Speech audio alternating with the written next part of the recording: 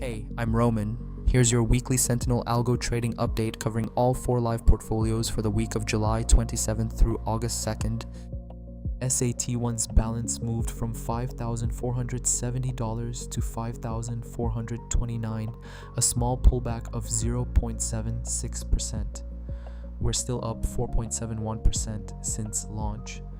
EURJPY and GR40 were the standout performers this week, both gaining over $55. On the other side, gold and Nasdaq had a rough stretch. Nasdaq in particular had its worst week for this portfolio, losing over $100. And I want to be upfront about something here. Our 16-month backtest on this strategy showed a maximum drawdown of around 19 to 20% against a total return of roughly 240%. Weeks like this one are a normal, expected part of that statistic, not a deviation from it. If you're following this portfolio, that's the kind of variance you should be mentally prepared for.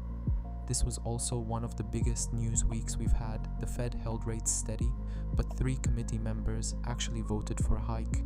Microsoft posted its best earnings reaction in 6 years, while Meta dropped nearly 5% on weak guidance, and Korea's semiconductor-heavy stock market fell 7.5% in a single day. That kind of volatility flows straight into gold and index pricing.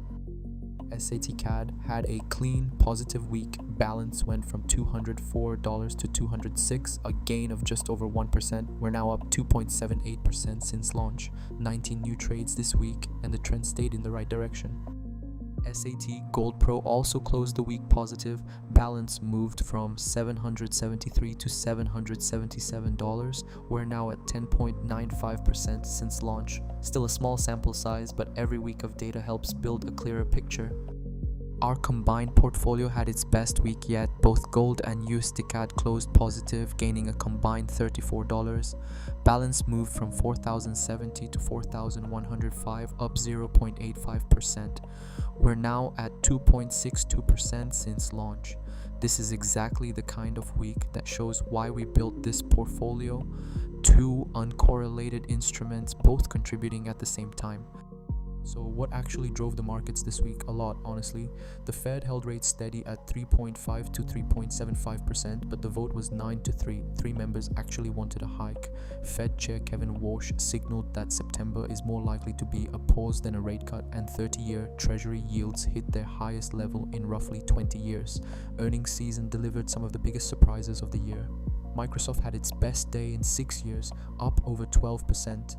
Amazon crushed expectations on AWS, growing 36% year over year, the fastest pace in 18 quarters. Meta, on the other hand, dropped nearly 5% on weak third quarter guidance, and Apple actually crossed $5 trillion in market cap this week, becoming only the 2nd company in history to hit that mark. On the geopolitical side, oil dropped 7% on hopes of an Iran ceasefire, then reversed hard after Iran struck US bases in Jordan and Amazon data centers in Bahrain and the UAE. The US Senate also passed a new sanctions package targeting Russia and Iran. And in a story that got a lot of attention, one of the most aggressive AI-focused hedge funds was forced to liquidate its entire public equity portfolio to Citadel after a margin call, following a sharp sell-off in semiconductor and memory stocks. Korea's Kospi index alone fell over 7% in a single day. So, a cautious Fed, blowout tech earnings mixed with a major guidance miss, oil swinging on geopolitics, and a forced liquidation in the AI trade. That's the backdrop behind this week's portfolio results. That's the full picture for this week. Links to all 4 portfolios, Bybit copy trading, MQL5 signals, and Myfxbook verification are in the description. See you next week.